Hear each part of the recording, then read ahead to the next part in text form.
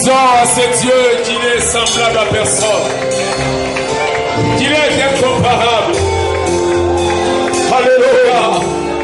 Alléluia. Oh, tu mérites toute la gloire, tout l'honneur, toute la majesté. Envoie qui Dieu. Seigneur de l'univers, Dieu vivant. Merci de moi. Oh Seigneur l'éternel.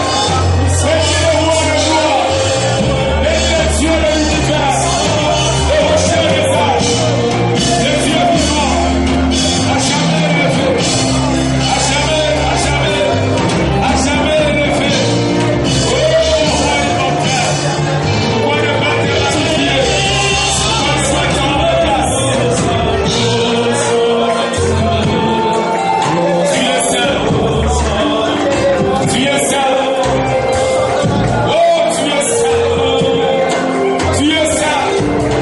Tu es seul. Seul est l'éternel des armées. Seigneur, merci d'amour pour tous ces blessés. Et nous servons la vie. Parce que toi, tu as jugé. Bon que nous puissions vivre. Alléluia. De content, nous venons jeter à tes pieds. Nous témoignons ta reconnaissance. Nous témoignons merci. Merci Seigneur de gloire. Merci Seigneur, merci. Merci. Oh Seigneur, reçois notre reconnaissance, notre gratitude, nos cœurs remplis de joie, de reconnaissance. Élise, c'est ma terre. Merci. Merci. Merci. Merci Jésus. Oh, que notre soit élevé. Pour entendre ta parole, prions que tu nous aides à la proclamer. Oh Seigneur, j'ai besoin de ton feu. J'ai besoin de ton onction. J'ai besoin de ta présence. Viens me loin, oh Dieu. Oh Dieu, utilise-moi alors. Peut-être. Comme tu l'as dit, Seigneur, oh Dieu, alléluia. Seigneur, la pluie, la pluie, oh Dieu, est artisan. Seigneur, je veux parler de manière à communiquer la vie. Oh, utilise ma langue comme un stylo. Oh Dieu, dis quelque chose dans le cœur de ton peuple de Dieu, ce matin, assoiffé, désirant entendre ta parole. Seigneur, bonjour par ta parole ce matin. Et viens prendre la place du roi. Règle toute chose. Et fais des biens. Merci pour ta fidélité. Au Père merveilleux, nous avons laissé prier nos disons Amen. Acclame le Seigneur. Shalom, bienvenue dans le Seigneur. Nous bénissons Dieu pour sa présence ce matin au milieu de nous. Et nous aimerions entendre sa parole, entendre ce qu'il a à nous dire. Bien nous chuchoter les choses à l'oreille. Il a s'il aime les mots. Je vais prononcer, je veux que le Seigneur fasse entendre sa parole dans nos cœurs. Nous puissions saisir sa pensée pour nous ce matin. Genèse 32, le verset 10. Il est dit: je suis trop petit pour toutes les grâces et pour toute la fidélité dont tu as puisé envers ton serviteur. Car je passe ce Jourdain avec mon bâton. Et maintenant, je forme deux camps. Je suis trop petit pour toutes ces grâces. Oh non, je ne mérite pas. Ce matin, comme vous pouvez le comprendre, qu'il s'agissait des actions de grâce. Je disais, ben, Seigneur, tu me présentes déjà dans le message. Et nous voulons le voir. Alors, le thème qui nous a mis à cœur, partant toujours de notre grand sujet sur les disciples, nous voulons prendre pour thème deux grands enseignements de la vie de Jacob aux disciples de Jésus. Deux grands enseignements de la vie de Jacob aux disciples de Jésus. La vie de Jacob a des choses à nous enseigner, nous disciples de Jésus. Il peut nous faire voir beaucoup de choses. Oui, il a des choses à nous enseigner. Deux grands enseignements Quelqu'un peut se dire, mais est-ce que Jacob a des choses à nous enseigner? Jacob, qu'est-ce qu'il a à nous enseigner? Lui qui a vécu, il y a de cela 27 siècles passés. Il a vécu avant l'Antiquité. Il a vécu avant la préhistoire. Mais qu'est-ce qu'il a à nous enseigner, nous du XXIe siècle? Jacob n'avait pas connu l'Internet. Jacob a vécu une époque où les 10% des choses qui existent aujourd'hui n'existent même pas. Une époque très reculée. Mais est-ce qu'il a à nous enseigner, nous, disciples de Jésus, du XXIe siècle? Et je veux répondre dans l'affirmative en disant, Jacob a des choses à nous enseigner. Il peut nous enseigner, nous, disciples de Jésus. D'ailleurs, Romains chapitre 15, le verset 4, en parlant de tous ceux-là qui vous ont précédés dans l'ancienne alliance, la Bible dit ceci: oh, tout ce qui a été écrit d'avance l'a été pour notre instruction, afin que par la patience et par la consolation que donnent les Écritures, nous possédions l'espérance. Or, ces choses qui ont été écrites, ce qui a été écrit d'avance, le Seigneur avait voulu qu'on écrive ces choses pour nous instruire, pour nous inspirer, pour que nous puissions voir de l'espérance, pour que nous puissions croire, pour que nous puissions être patients, pour que nous puissions vivre comme avait vécu ce sang qui avait bénéficié de ces choses. C'est pourquoi la vie de Jacob ce matin peut nous enseigner. Le Seigneur avait voulu que l'on écrive des choses qui s'étaient passées dans sa vie pour que nous soyons instruits. Quels sont ces enseignements que la vie de Jacob nous donne? Primo, je vais parler comme mon président. Primo, c'est le savoir, c'est de savoir retourner toujours auprès de l'Éternel pour lui rendre grâce à chaque fois qu'il nous visite. Voilà le premier enseignement. À chaque fois que l'Éternel nous visite, à chaque fois qu'il nous fait du bien, nous devons retourner toujours auprès de lui. Toujours pour lui dire merci. Pour lui rendre des actions de grâce.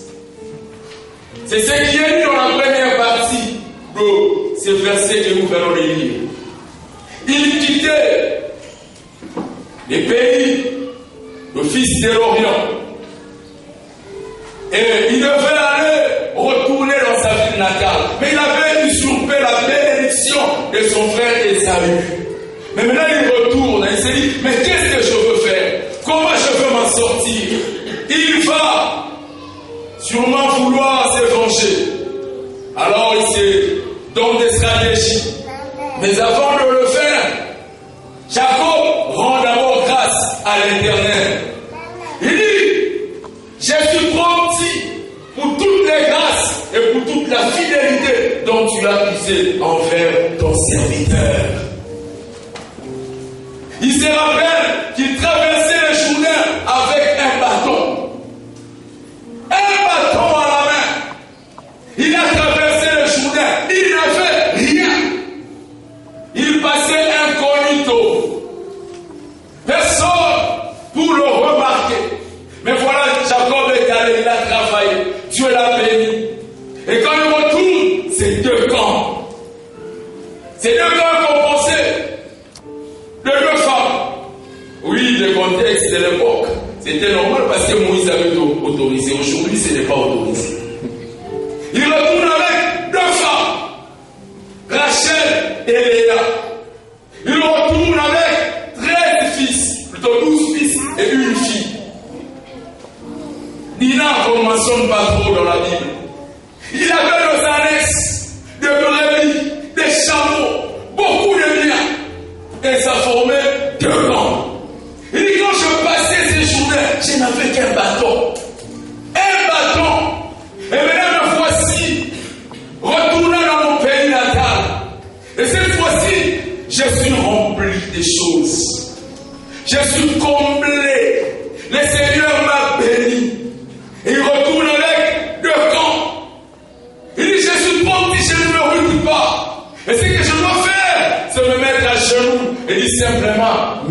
Seigneur. Merci, toi qui m'as pris du néant, toi qui m'as pris dans la poussière et qui m'a élevé, qui m'a fait du bien. Je retourne pour te dire merci. Ah, quelqu'un aussi peut penser ce matin, de là où il vient. Quelqu'un peut penser à sa vie passée.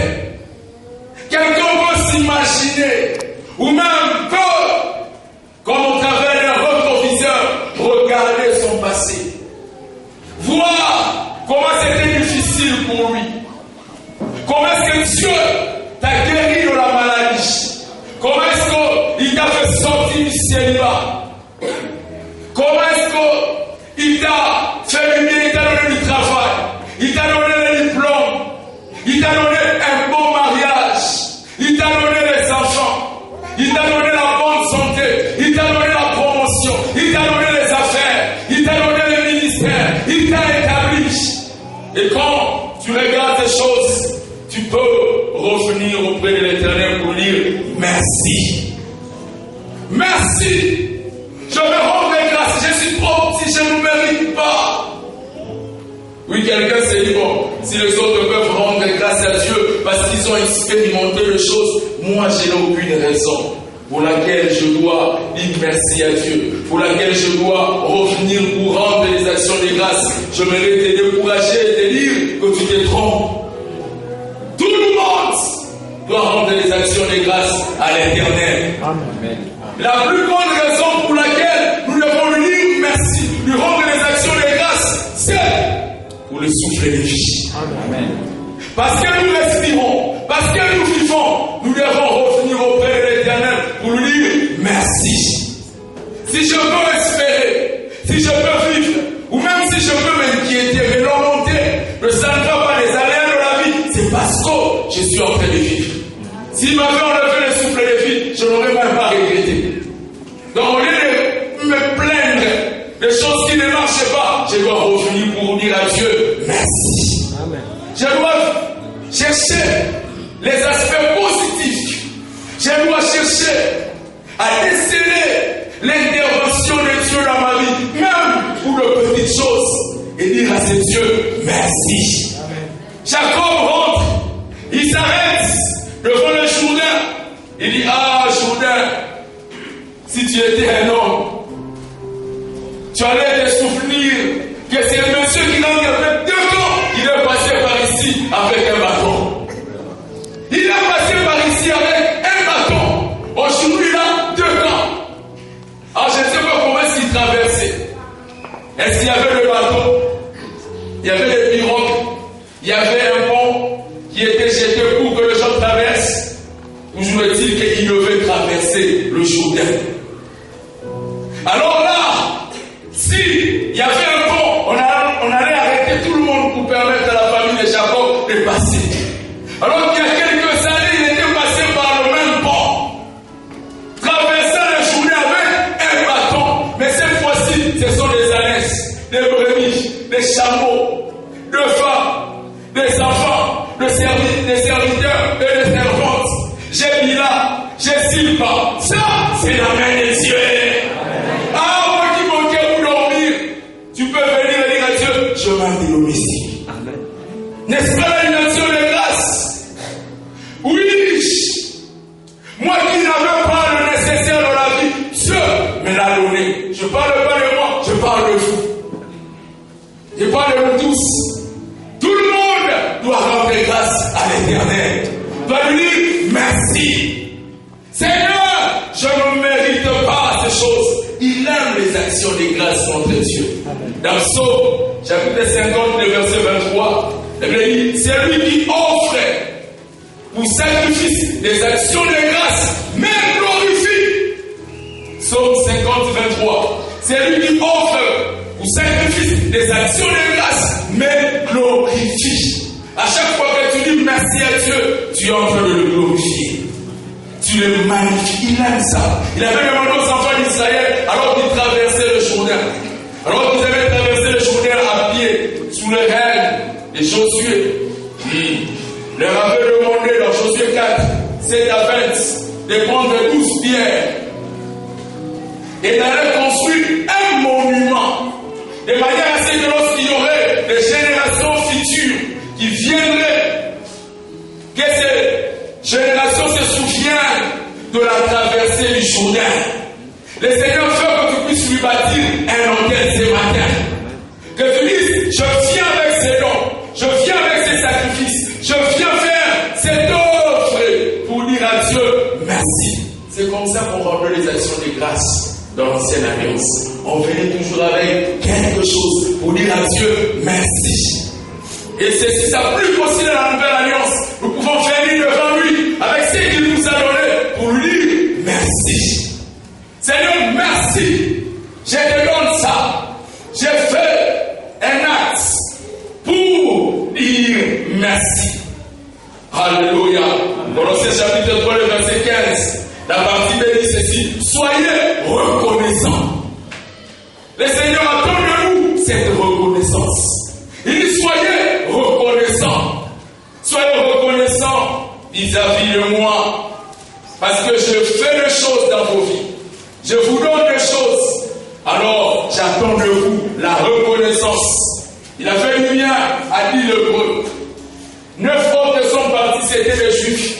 Il y a eu un Samaritain qui est revenu pour lui dire merci. Et le Seigneur demande à ces Samaritains, où sont les 9 autres? Où sont-ils partis? Jusqu'aujourd'hui, il cherche dans sa présence les hommes qui ont bénéficié des grâces,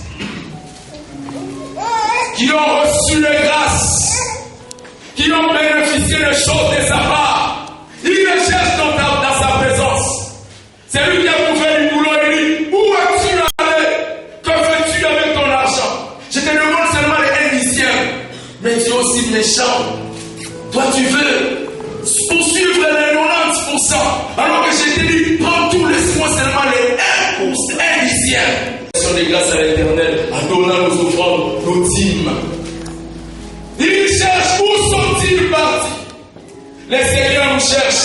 Quelqu'un qui a reçu la guérison, quelqu'un qui a été visité par lui, le Seigneur attend qu'il revienne pour lui dire merci, pour lui rendre des actions de grâce. Ce que j'aime, c'est que quand vous faites des actions de grâce à l'Éternel, il ajoute encore une autre dimension de grâce. Amen. Les autres 9, le vrai, n'avaient pas attendu cette parole que les Samaritains avaient attendu, parce qu'il lui a été dit, femme, ta foi t'a guéri. Il reçut une double dimension de la visitation de Dieu parce qu'il avait rendu des actions de grâce à Dieu. Le Seigneur veut que nous puissions retourner dans sa présence pour lui dire merci. Jacob dit, je suis parti pour toutes les grâces et pour toute la fidélité dont tu as usé envers ton serviteur. Ça c'est la vérité. Face à la visitation de Dieu, face à tout ce qu'il accomplit dans nos vies, si nous sommes sincères, nous pouvons nous dire comme Jacob, nous sommes rien. Nous sommes trop petits, nous ne méritons pas. Nous ne méritons pas. Oh, quelqu'un pense, c'est parce qu'il est très intelligent. C'est parce qu'il mérite quelque chose que le Seigneur lui fait grâce. Non, c'est se tromper. Non, nous sommes trop petits. Nous ne méritons pas. Est-ce que Dieu est obligé de nous bénir, de nous faire du bien? Non, il est souverain. S'il t'a donné du boulot, en quoi est-ce que tu dépasses les autres? S'il t'a donné le mariage, en quoi est-ce que tu dépasses les autres? Ah, si nous sommes sincères, nous allons nous souvenir qu'il y avait des gens qui étaient plus intelligents que nous. Des gens qui avaient des mérites plus que nous. Mais quand nous comparons notre vie à la leur, nous allons nous rendre compte que nous sommes très loin. Nous les dépassons de très loin. Et ceci doit être un motif de reconnaissance. Une raison pour laquelle nous devons revenir auprès de lui pour lui dire merci. Ecclésiaste 9:11 dit ceci. Je vis encore sous le soleil que la course n'est point aux agiles, ni la guerre aux vaillants, ni les pains aux sages, ni ni la richesse aux intelligents, ni la faveur aux savants, car tout dépend pour eux du temps et des circonstances. Tout dépend pour eux du temps et des circonstances. Non, les savants pouvaient penser qu'il avait la faveur de la vie, mais le Seigneur dit, la faveur ne pas aux savants. Ah, c'est lui qui est agile, qui est très fort, qui a la capacité à pouvoir courir. Non, quand il se met en compétition avec un adolescent qui se confie, plutôt avec un vieillard qui se confie à l'Éternel. La Bible dit, les adolescents s'hélas, les jeunes hommes chancellent, mais ceux qui se confient à l'Éternel renouvellent leur force. Amen. Il n'a pas cette agilité, il n'a pas cette force, mais quand il se met à courir, il peut remporter à cause de l'Éternel. Et celui qui bénéficie de ses grâces doit revenir pour dire à Dieu merci. C'est ce que Jacob est en train de faire. Et le Seigneur veut que nous puissions être reconnaissants. Et dans le livre de l'Hétéronome, à plusieurs reprises, il n'a cessé de dire à son peuple, gardez-vous d'oublier. Gardez-vous d'oublier. Cette parole, si vous lisez dans l'Hétéronome, elle a répété à plusieurs fois. Plusieurs reprises, le Seigneur répète cette parole. Garde-toi d'oublier. Nous devons nous garder d'oublier. Oui, quand on oublie facilement, c'est aussi une preuve qu'on est irreconnaissant. L'irreconnaissance se manifeste par l'oubli. Segundo, deuxième enseignement de la vie de Jacob aux disciples de Jésus. Ce deuxième enseignement, c'est un encouragement pour quelqu'un qui vit ou qui traverse l'étape d'un bâton.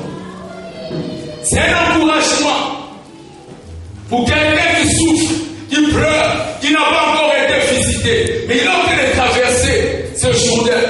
Il est en train de traverser la vie. Il est en train de rencontrer des réalités difficiles. À celui-là, le Seigneur veut lui donner un encouragement. Et je veux, par la grâce de Dieu, dire cet encouragement en 4 exhortations. Je résume cet encouragement par 4 exhortations. Première exhortation, c'est que cette étape ne pas s'éterner. Amen. Cette étape où tu traverses le Jourdain avec un bâton n'est pas éternelle. Amen. Ce n'est qu'une étape, ce n'est qu'une phase aller, mais il y a aussi une phase de retour. Amen. Ah, Jacob a traversé avec un bâton, c'était le départ, amen. C'était l'aller, mais il y avait aussi un retour où il devait retourner, traverser le même Jourdain avec 2 camps. Amen. Je suis venu proclamer ce matin que Dieu est capable de changer ta situation. Amen. Même quand c'est difficile, même quand c'est très compliqué, sache que chaque chose a son temps. Il y a un temps pour souffrir, il y a un temps pour se réjouir. Il y a un temps pour être malade, il y a un temps pour être guéri. Il y a un temps pour être célibataire, il y a un temps pour se marier. Si j'ai traversé les Jourdain avec un bâton, un jour je retournerai avec 2 camps. Je traverserai avec 2 camps. Si j'ai traversé la rue de Colombie, bientôt, un jour je traverserai la rue de Colombie avec un véhicule. C'est possible. Si j'ai traversé la rue de Colombie comme étant célibataire, un jour je les traverserai comme étant marié. À ce Jourdain qui m'a vu avec un bâton, me verra aussi avec 2 camps. Je suis venu proclamer à quelqu'un, tu auras ton 2 camps. Il est capable de le faire et il le fera pour quelqu'un ce matin. Il le fera dans ta vie. Tu traverseras les Jourdain avec 2 camps. Ça sera 2 camps. Les gens qui sont très pressés pour juger, ils allaient dire non, il est recueilli. Comment il se promène avec 2 camps? Non, je n'ai pas forcé, c'est ce que Dieu m'a donné. Ne m'appelle pas orgueilleux parce que le Seigneur a changé ma condition. Ne m'appelle pas orgueilleux parce que ma vie a changé. Dieu est capable de me donner 2 camps. Et quand il le fera, moi je ne peux pas forcer. Je ne veux pas vouloir vous épater. Mais le Seigneur m'a déjà donné. Et quand je me promène, c'est 2 camps. C'est toi qui penses. Parce que j'ai des aînés, parce que j'ai des brebis, j'ai des femmes, j'ai une belle apparence, que je suis en train de m'enorgueillir. Non, c'est 2 camps. Quand j'ai passé avec un bâton qui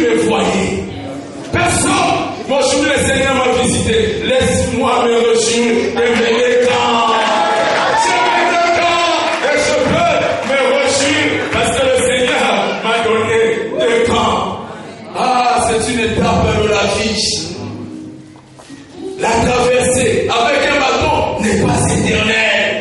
Ça finira un jour, ça changera. Derrière les bâtons de Jacob, c'est caché 2 camps. Derrière la stérilité de Sarah, c'est caché une multitude de peuples. Tu ne sais pas ce que cache la faiblesse. Tu ne sais pas ce que cache la pauvreté. Tu ne sais pas ce que cache la maladie. Derrière ces choses, il y en a. Là, il le fera. Il le fera. Tout le monde le fera. Quand il y a 2 camps. Ah, il est le Dieu des 2 camps. S'il avait permis qu'à un certain moment je sois faible, à un certain moment il permettrait que je sois fort. S'il avait permis que je sois célibataire, il permettrait aussi que je me marie. S'il avait permis que je commence faiblement les affaires, à un certain moment je vais évoluer. S'il avait permis que je commence faiblement le ministère, il permettrait que ça change. Alors que nous prions en ces lieux, ne cherchons comment ça sera avec les vaches. Aujourd'hui c'est 2 camps. Oh, le Dieu des 2 camps. Le Dieu des 2 camps, il est plus fort. Le Dieu des 2 camps, il est plus fort. Ah, j'aime ce Dieu. J'aime ce Dieu. Je veux ce Dieu-là. Le Dieu des 2 camps. Le Dieu des 2 camps. Ah, ne minimise pas Jacob parce que tu le vois avec un bâton. Ne le minimise pas parce qu'il n'a pas de choses. Tu ne sais pas ce que le Seigneur est capable de faire. Non, Dieu est capable de tout. Amen. Dieu est capable de tout. C'est pourquoi celui qui a un bâton ne doit pas se minimiser. Il ne doit pas se mépriser pour dire non, moi je suis venu accompagner les autres. Non, c'est un problème de temps. Ça va changer. Ça changera parce que le Dieu de 2 camps, il est vivant. Ah, il ne s'est pas arrêté avec Jacob. Il continue à travailler avec nous. Moi aussi j'aurai mon 2 camps. Quelqu'un peut dire ce matin, j'aurai aussi mon 2 camps. Ah, j'aurai mon 2 camps. Ah, pour lui c'était les ânesses. C'était le brebis. Les ânesses sont considérés comme les prades des amers aujourd'hui. C'était le moyen de déplacement. À l'époque, ça n'existait pas. Donc toi, quand tu vas te donner ton 2 camps, ça ne sera pas des ânesses. Ça sera ce que tu vas nommer. Oh, c'est un arrive. Oh, il est capable de donner les jets privés. Les dieux des 2 camps. Les dieux des 2 camps. C'est lui que nous sommes venus célébrer ce matin. Ah, c'est une fondation. Quand Josué traverse les Jourdain, c'était avec les sacrificateurs qui avaient porté l'âge de l'alliance. Ils ont mis seulement les pieds sur le Jourdain, ça s'est séparé en deux. Élie et Élisée ont traversé le Jourdain avec les manteaux. Ils ont simplement frappé au Jourdain et ça s'est séparé. Un bon ligaraphone et le water lirait, ça passe en plus à Jourdain. Ça passe en plus à Jourdain. Jourdain, les difficultés de la vie, les problèmes de la vie, Dieu les a tous vaincus. Il a vaincu le célibat de plusieurs façons. Ah, les Jourdain, je vais les traverser. Dieu a 100% Jourdain. Ah, les autres ont même traversé les Jourdain à pied. Ah, les autres ont jeté seulement les manteaux. Ça s'est divisé à deux. Dieu est multidimensionnel. Il a plusieurs solutions. Quand je commence à traverser, il ne savait pas qu'avant lui, Élisée et Élie l'avaient déjà fait. Ils avaient déjà traversé les Jourdain. Avant lui, il y avait d'autres. Et après lui, d'autres personnes. Même quand vous lisez David aussi avait traversé les Jourdain. Donc, les difficultés là qui te troublent, les choses qui te font trembler, le Seigneur les avait déjà vaincus avec plusieurs solutions. Quand je vois maman Sylvie, je peux dire, moi si je vais traverser les îles. Ah, le Jourdain ici, quand je vois une femme qui prospère dans les affaires, je dis, moi aussi je vais traverser ce Jourdain. Quand je vois une femme qui est stérile, qui vient présenter l'enfant et qui me dit, je dis, moi aussi j'ai traversé. Tu sais pas ce qu'il est en train de faire, ou ce qu'il avait déjà fait, ou ce qu'il fera avec les autres. Mais tu pleures. Dieu a vaincu le Jourdain. Mais seulement il faut le traverser selon la méthode de Dieu. S'il veut que ça soit de façon tout à fait simple, oh, il va le faire. S'il veut que ce soit de façon tout à fait compliquée, il va le faire. Le journal fait peur aux hommes, mais ça ne fait jamais peur à Dieu. Dieu sait que le journal c'est rien. D'ailleurs, c'est moi, Dieu, qui a créé ces journaux. J'ai créé le journal et je suis capable de les dompter aussi. C'est pourquoi je peux les sécher. Je peux encore faire qu'ils puissent être remplis d'eau. Ah, bien aimé, tu as le contrôle de la vie. Parce qu'il a le contrôle de la vie. Moi, je crois, je sais que ça peut changer à tout moment. Quand Dieu s'est décidé de le faire, il le fera. Alors moi, je me confie en lui. Je sais que j'ai traversé le Jourdain. Ce n'est pas un simple slogan, mais c'est la parole de Dieu. Jacob a traversé le Jourdain avec un deux camps. Oh, que Dieu nous fasse entrer dans cette époque de deux camps. Dans la période de deux camps, où tout est merveilleux, où tout est heureux, où je me dis, ah, j'ai folie, je vis bien, je peux retourner pour dire à Dieu, merci, le Dieu de deux camps. Troisième exhortation, pour celui qui traverse le Jourdain, c'est qu'ils doivent savoir faire quelque chose. Et ils doivent travailler. Pour traverser le Jourdain, avoir le camp, Jacob n'avait pas crié seulement. N'avait pas seulement invoqué Dieu. Dieu avait fait sa part, lui aussi. Il avait accompli la sienne. Jacob est allé, il a travaillé durement. Et lui-même le dit très bien dans Genèse 30, 31, 40 à 41. J'ai travaillé 7 ans pour avoir Léa. J'ai travaillé encore 7 ans pour avoir Rachel. J'ai travaillé encore 7 ans pour avoir toutes ces brebis. Toutes ces choses qui forment les deux camps. J'ai travaillé pour les avoir. Je fais ma part. Ah, sinon le christianisme ne serait qu'une religion de slogan. L'homme doit faire sa part. L'homme doit travailler. L'homme doit s'appliquer. Et s'il faut prier, il doit prier. Pour un pasteur qui est dans le ministère, son travail c'est quoi? C'est de prier, de lire la Bible, de visiter, de recevoir les gens, de donner des conseils. C'est ça son travail. C'est alors qu'il pourra avoir deux camps. Et si le fainéant, incapable de jeûner, de prier, de craindre Dieu, d'être humble, de faire sa part, je crois qu'il n'y aura pas de camp. Parce que Dieu n'encourage pas la fainéantise. Dieu n'est pas pour le fainéant, Dieu fait le travail. Jacob a travaillé. Si vous lisez dans Genèse, la Bible dit, j'ai travaillé pendant des nuits et j'étais frappé par le froid. Et la journée, le soleil m'accablait. Je souffrais parce que je voulais avoir de grands. Ah, Dieu ne fait plus tomber la main du ciel. Il fait que l'homme puisse travailler. Le travail n'est pas une conséquence du péché. Avant que l'homme ne pêche, Dieu lui avait déjà donné le travail. Dieu aime le travail. Dieu veut que nous puissions faire quelque chose. Que je puisse commencer à me débrouiller. Que je puisse commencer à me battre. Que je puisse déposer les demandes d'emploi. Que je puisse sortir. Que je puisse faire quelque chose. C'est alors que j'aurai mon camp. Ah, bien aimé, favoriser le travail. Si l'église nous venons, nous la trouvons propre, c'est parce qu'il y a des gens qui avaient travaillé. Sinon, ça n'allait pas. Pourquoi? Parce qu'un travail a été fait avant. Si nous ne voulons pas travailler, si nous ne faisons rien, nous n'aurons jamais de camp. Un étudiant qui va en retraite alors qu'il va préparer son examen, il va échouer au nom de Jésus. Parce qu'il n'a pas voulu faire sa part. Il n'a pas voulu travailler. Oh, Dieu ne récompense pas la fainéantise. Dieu fait le travail. Jacob a travaillé et il a eu son décor. Et la dernière exhortation, pour celui qui traverse le Jourdain, c'est qu'il doit se confier toujours à l'Éternel. Je travaille, certes. Je fais mes efforts. Je fais ma part. Mais je dois toujours compter. Compter à l'Éternel. Compter sur sa grâce. Dieu qui donne le succès. C'est Dieu qui fait réussir. C'est Dieu qui fait prospérer. J'ai aimé ces passages qui est venu encore confirmer ces messages le psaume 146, verset 5 à 8, que nous avons lu au début du culte. Psaume 146, 5 à 8.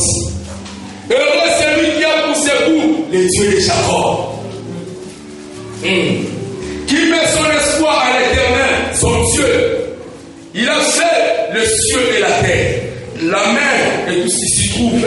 Il garde la fidélité à toujours. Il fait boire aux opprimés. Il donne du pain aux affamés. L'Éternel délivre le captif. L'Éternel ouvre le ciel des aveugles. L'Éternel redresse ceux qui sont courbés. Et alors ceux qui se confient au Dieu de Jacob, c'est Dieu qui ne l'avait pas laissé avec un bâton. C'est Dieu ne l'a pas changé. Amen. Et s'il avait fait lumière à Jacob, il peut aussi te faire lumière ce matin. Il peut te faire lumière dans la vie. Il peut aussi te lever. Il peut aussi te secourir. Il peut te rendre heureux. Et heureux c'est lui qui se confie au Dieu de Jacob. Amen. Le Dieu de Jacob, il est notre patriarche. Nous sommes de sa postérité. Oh, ce sont le Père de la foi, les dieux d'Abraham, les dieux d'Isaac et les dieux de Jacob. Dieu le considère comme le vivant. Il dit, je suis les dieux. Il dit, j'ai été les dieux, comme vous dites, je ne me conjugue pas dans le passé, mais je me conjugue dans le présent. Je suis les dieux de Jacob, d'Abraham et Isaac. Je suis votre Dieu. Et ce que j'avais fait avec eux, je le ferai aussi avec vous. Je n'ai pas oublié, ma mémoire n'est pas courte. Je ne souffre de rien. Je n'oublie jamais. Et ce que j'avais fait pour celui qui n'avait rien et que j'avais rendu prospère, je peux aussi le faire pour vous. Je suis le Dieu de Jacob, le Dieu d'Abraham, le Dieu d'Isaac. Voilà ce qu'il est. Il fait quoi aux opprimés? Ces opprimés qui avaient perdu tous ces droits. Il y avait quoi, mais voilà, on l'a maltraité. On l'a traité injustement. Et le Seigneur dit, je vais le faire droit. Ah, même si les hommes s'éliquent contre vous, sachez que le Seigneur est capable de vous faire justice. Il est capable de vous délivrer. Parce que c'est le Dieu de Jacob. Je t'ai délivré. Je te fais lumière. Je vais te secourir. L'Éternel ouvre le ciel des aveugles. Montrez-moi ce médicament qui guérit l'aveuglement. J'ai guéri. J'ouvre le ciel des aveugles. Si j'ai ouvert le ciel des aveugles, je peux faire n'importe quoi. Je peux ouvrir n'importe quelle porte. Je peux le faire parce que je suis le Dieu capable. Rien n'est impossible à moi. Ah, j'ouvre le ciel des aveugles. L'Éternel redresse ceux qui sont courbés. Je suis venu proclamer ce matin et dire à quelqu'un, et si tu as connu cette malheur, tu as eu le dos courbé pendant longtemps, le Seigneur a dit va redresser ton dos. Je vais te redresser. Ton dos courbé par le poids des maladies, des soucis, des souffrances, des difficultés, le chômage. Il dit je veux redresser ceux qui ont le dos courbé. Le Seigneur le fera. L'Éternel aime les justes. Pourquoi il le fait? Parce qu'il aime le juste. Il l'avait déjà dit, j'ai aimé Jacob, j'ai haï Ésaü. Et nous venons bénéficier de cet amour en Christ. Et quand nous venons en lui, nous commençons à jouir de la faveur de Dieu, de la bonté de Dieu. Dieu commence à nous regarder différemment. Et quand il va nous bénir, il voit d'abord son fils, Jésus. C'est pourquoi c'est Jacob, quand il s'approche pour fonder la bénédiction de son frère, sa maman était très sage. Maman est l'image de l'église. Il donne conseil à Jacob. Quand tu vas te présenter, porte les habits de ton frère Ésaü. Et va te présenter. Habille-toi comme lui. Il avait porté un vêtement qui avait le poids comme le corps d'Ésaü. Quand il se présente, le Père touche. Il dit la voix et la voix de Jacob. Mais le corps, c'est que je touche, je sens que c'est Ésaü. Ah, j'ai les yeux qui ne peuvent voir, les yeux affaiblis. Parce que je sens que c'est mon fils Ésaü. Je peux venir. Quand nous portons Christ et nous nous approchons près de Dieu, et quand le Père nous touche, il dit bon, lui c'est un pécheur. Je connais sa vie du passé. C'est sa foi que j'attends. Mais le corps, la vie, c'est la vie de